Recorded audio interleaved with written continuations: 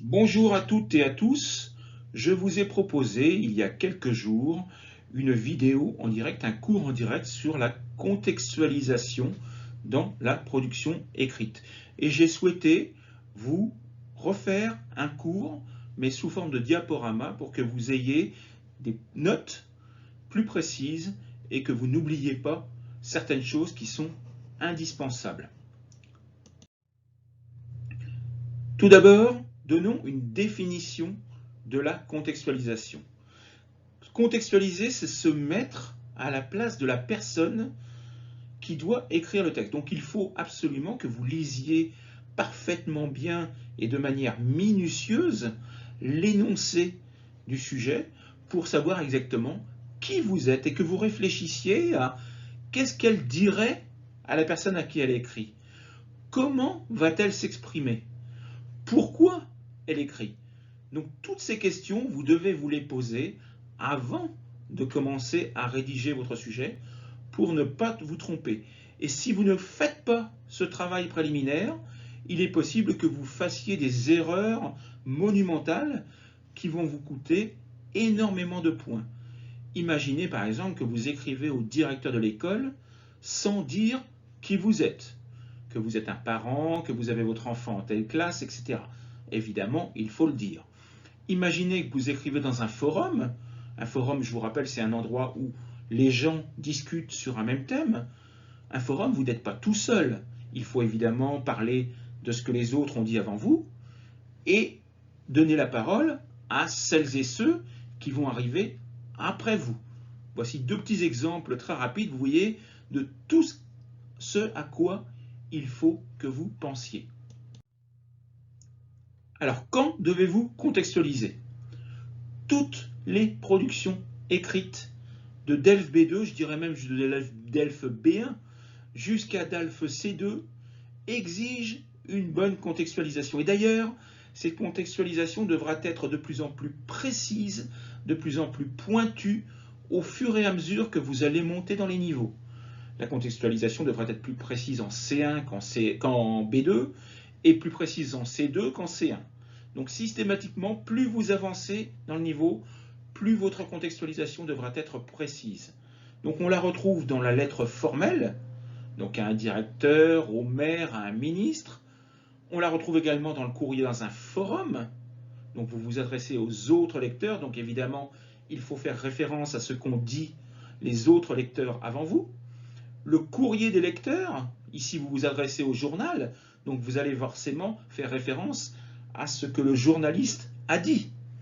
L'article de journal, là encore, vous devez contextualiser votre sujet. Le mail, même chose.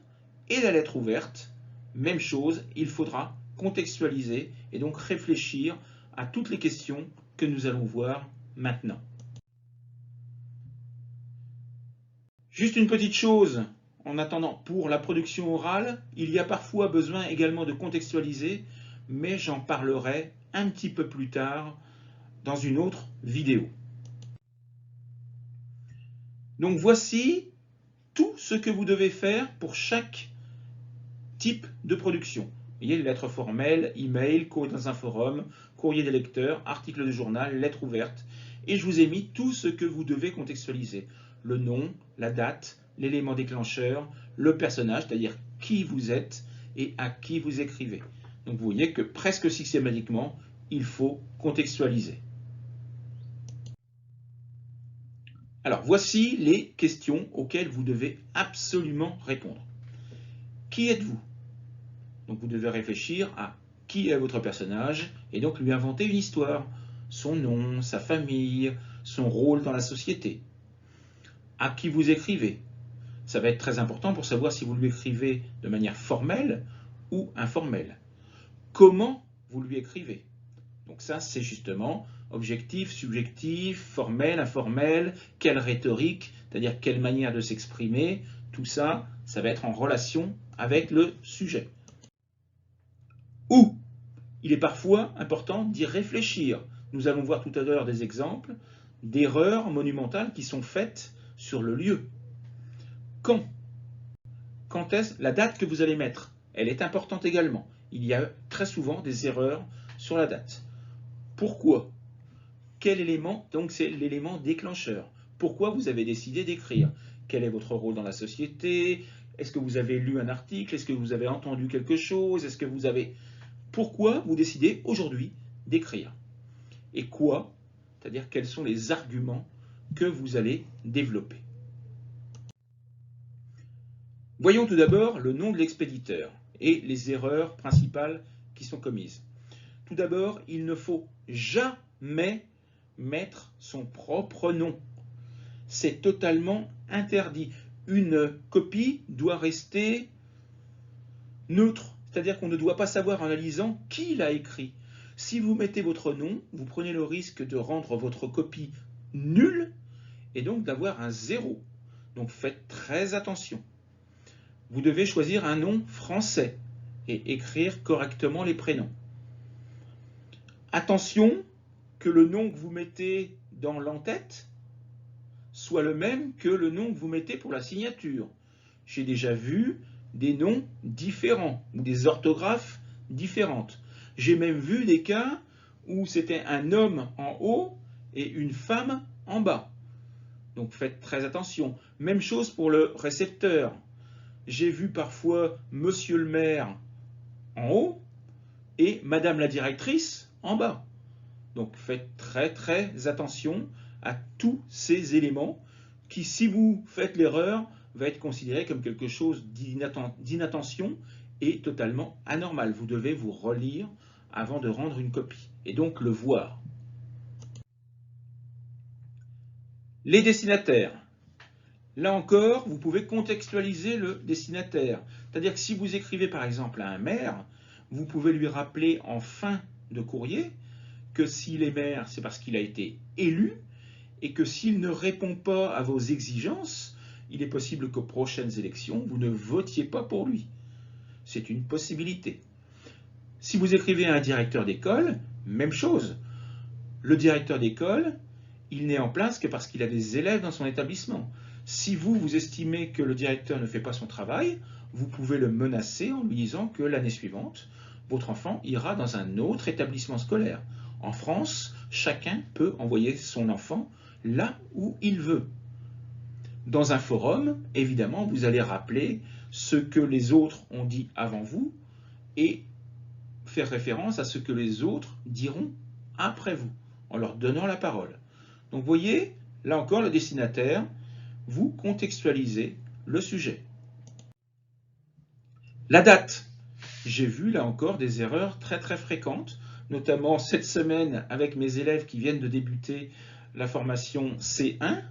J'ai vu des erreurs, je leur demande de faire une lettre d'un élève qui écrit au directeur de l'établissement scolaire et ils m'ont mis une date en plein été, alors que les écoles sont fermées. Donc il faut absolument réfléchir. Si on vous demande de faire une lettre au directeur, ne mettez pas le 15 juillet ou le 30 août. Les écoles sont totalement fermées. N'allez pas non plus mettre le 25 décembre. Là encore, les vacances scolaires sont là et les écoles sont fermées. Si on vous demande de faire, par exemple, de parler du chauffage, il y a un problème de chauffage, ne mettez pas une date en plein été. On ne met pas le chauffage en plein été. Et le contraire, si on vous demande, si vous voulez la climatisation, ne le faites pas en plein hiver. Il n'y a pas besoin de la climatisation. Donc là encore, beaucoup d'erreurs très fréquentes sur la date. Le lieu. Je vous rappelle que toutes vos expressions écrites doivent être contextualisées en France. Pas dans un pays francophone, en France. C'est-à-dire pas en Belgique, pas en Suisse, pas au Québec, en France. Donc vous devez trouver une adresse en France et écrire correctement le code postal, la ville, etc. Et le numéro de téléphone, évidemment, à 10 chiffres, comme en France.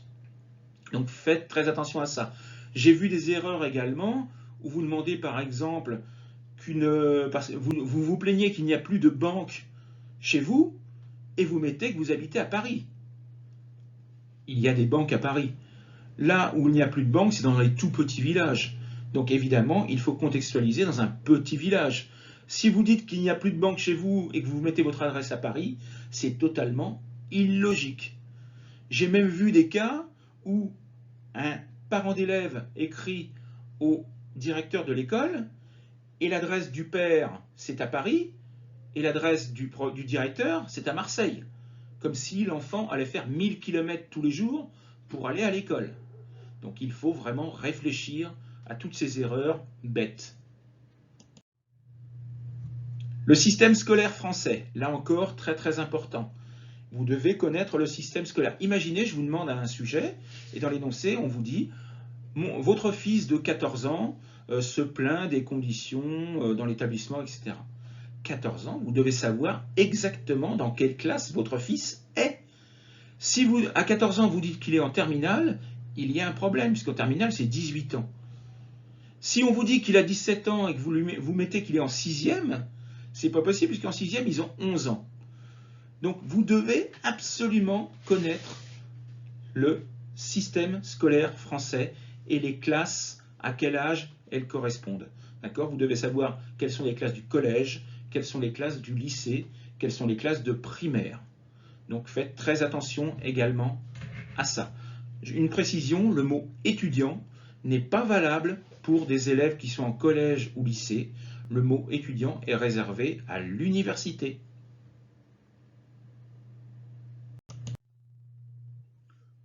J'en ai fini avec cette contextualisation. J'espère que vous tiendrez compte de tous ces éléments-là. Je vous rappelle les 2 manuels qui sont toujours en vente. D'autres vont arriver au mois de novembre, mais ces 2-là sont toujours en vente. Donc les 60 fiches argumentatives, donc sur 60 thèmes différents, où j'explique des thèmes comme le travail, comme l'environnement, comme l'économie, la société, les sciences, l'école et l'enseignement, les nouvelles technologies. Donc j'y expose pour chaque thème les avantages, les inconvénients, les problèmes, les conséquences, les solutions. Et puis, il est au prix de 10 €, ce manuel. Et l'autre, un peu plus cher, 15 €, c'est 40 essais argumentés, c'est-à-dire 40 productions écrites. Et pour chacune de ces productions, justement, j'explique la contextualisation. C'est-à-dire, je réponds à toutes les questions qui, à qui, pourquoi, comment, etc. Et je vous développe un sujet complet. Donc, 40 productions écrites de niveau B2 ou C1. Donc, si vous êtes intéressé par ces manuels, vous pouvez me contacter par mail. Je ne les vends qu'au format PDF. C'est-à-dire que je suis le seul à les avoir. Vous ne pouvez pas les trouver ni sur Amazon, ni sur quelconque librairie. C'est uniquement vendu au format PDF. Je vous souhaite une bonne journée et puis à bientôt pour une nouvelle vidéo. Encore, au revoir.